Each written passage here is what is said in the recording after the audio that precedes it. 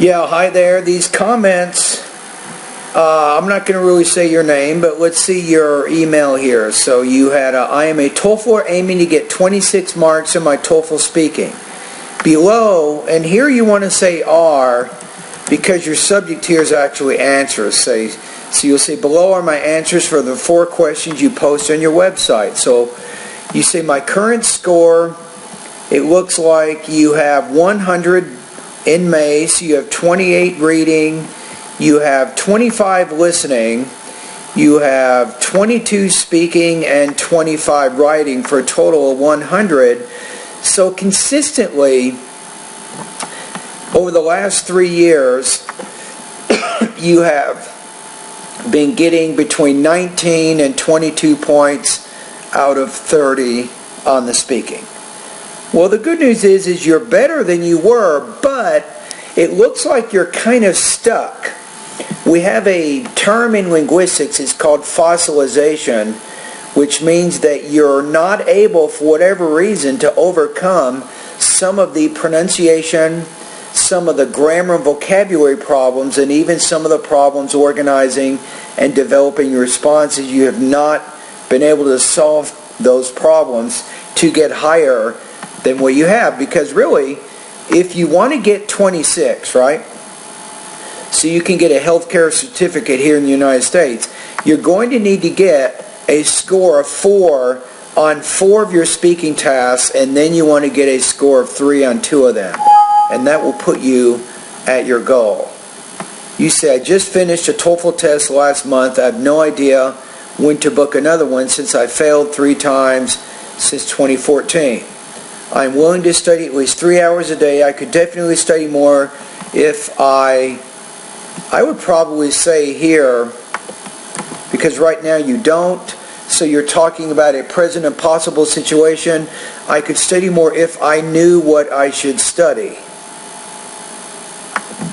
I don't even think you need that preposition there, by the way. You say, this is the first time I'm seeking one-on-one tutor to help me achieve my speaking goal. I am a little frustrated since I spent so much time and money, but still cannot get the speaking score I need. But I will try again and again until I reach my goal. I like your attitude. You're a hard worker. You will persevere. That's part of the TOEFL journey, is to not give up. You see, the attachment is a draft of my sample response for TOEFL speaking to help you evaluate my speaking ability. The question is, describe some good news that makes you happy and explain why. You say, I found some grammatical errors in it myself, but I didn't record another one since this draft might reflect my performance in the real TOEFL test. Okay, so describe good news that makes you happy and explain why. So, let's listen to it. Let's listen to the whole thing first, and then we will break it apart in 2 sections.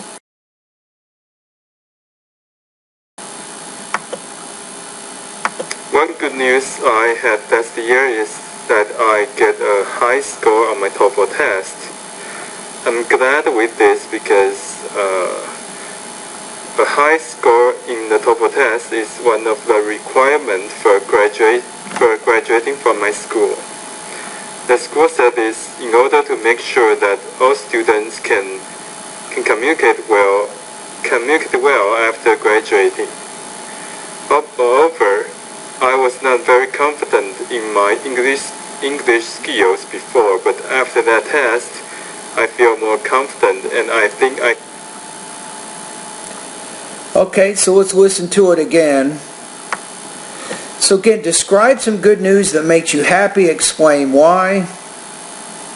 One good news I had last year is that I get a high score. That I got, right? So just make sure when you're talking about things that happened in the past, you need to use past tense verbs. On my TOEFL test. I'm glad with this because a high score in the TOEFL test is one of the requirements for graduating from my school.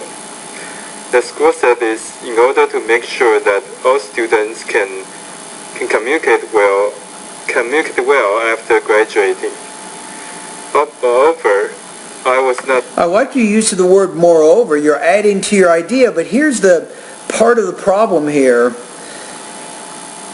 is why does this news make you happy? So you talked about getting the high score, but you're not really fully explaining that second part of the speaking task. That's part of your problem, is that second part. I'm very confident in my English skills before, but after that... You want to say the word not skills, but skills.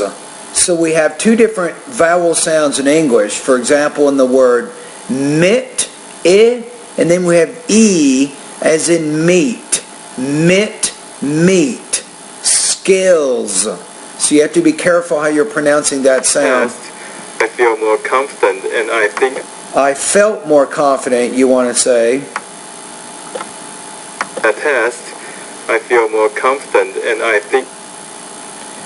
Yeah, so you didn't really manage your time very well, right? So let's take a look at the rubrics here.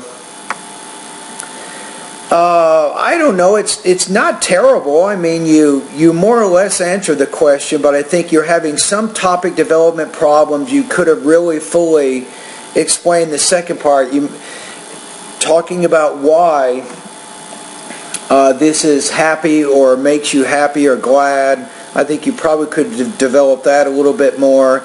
With language use, I think you want to make sure that you're studying verb tenses. Make sure you understand the differences between the present and the past tense. Now, I don't know if it is, but if your first language is Chinese or Japanese, if you're from one of the Asian countries, you might not be used to using the past tense. For example, in Chinese, they only have one verb tense. There's just the present tense.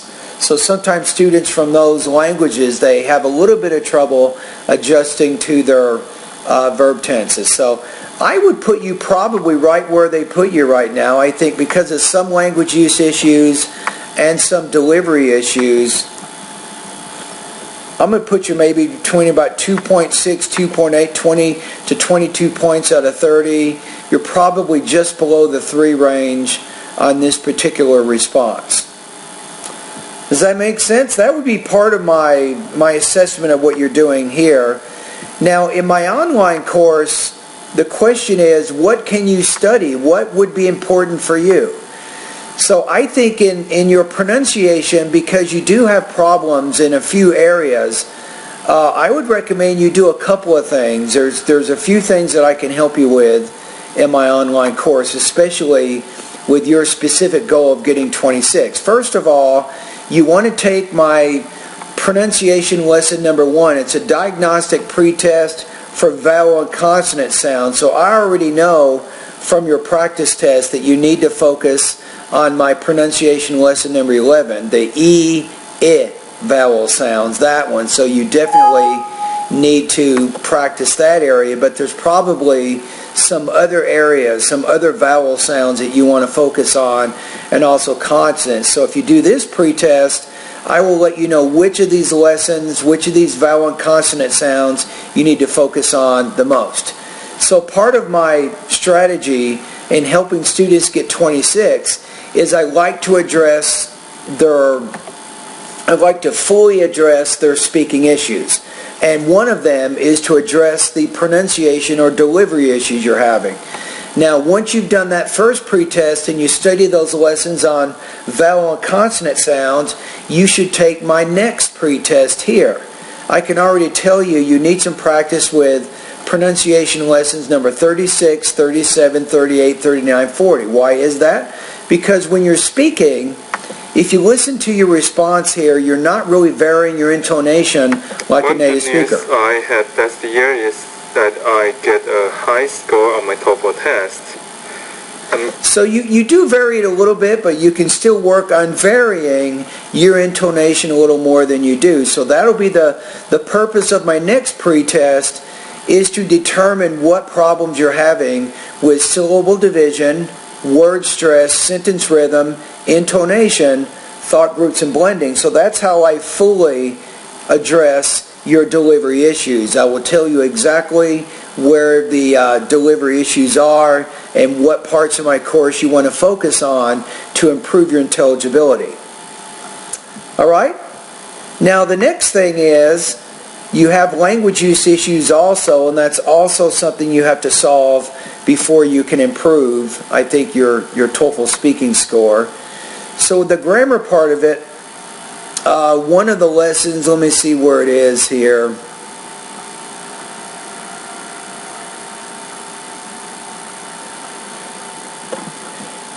This one for sure, lesson 17, which is verb tenses, you definitely need to look at that. And what I'd recommend to help you address the language issue areas of your speaking is to take my grammar diagnostic pretest. Once you do that, it will tell you which parts of the grammar course you need to work on so you can improve. And I recommend that you practice writing some of the sample sentences down.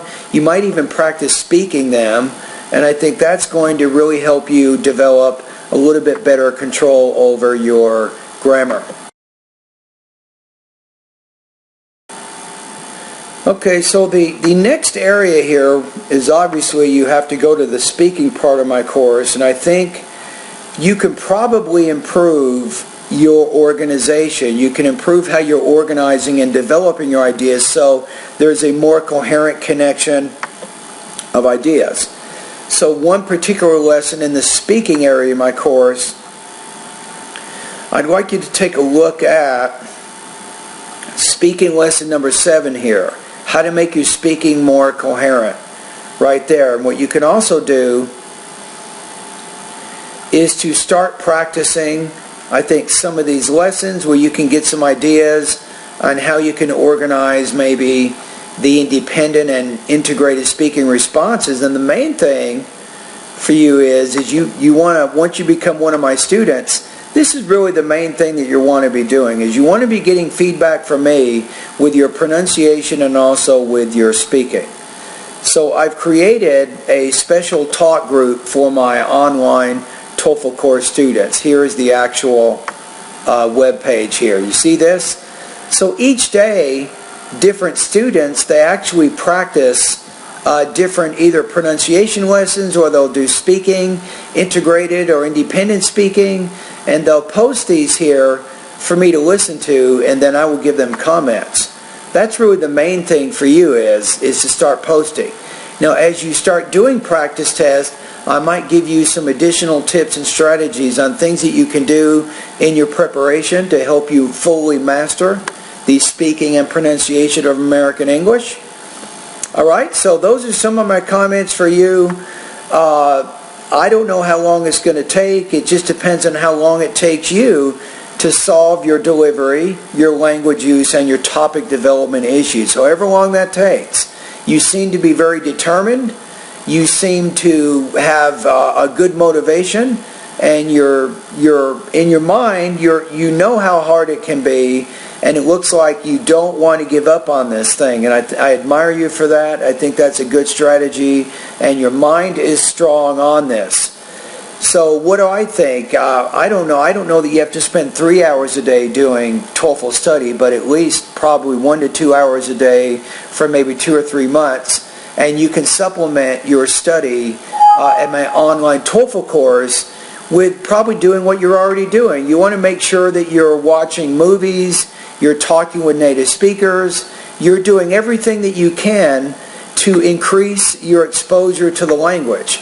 And the more exposure you get, eventually, your pronunciation and your speaking abilities of English will become more and more similar to those native speakers in the target language. Right? So that's really the main thing that you want to think about. But anyway, I hope that my video here has given you some ideas on some strategies and some tips that you can do. Now you notice here, I don't really have one-on-one tutor. I don't meet face-to-face with my students, but what you do is you will be posting speaking responses. I listen to them the next day, and then I give you some feedback.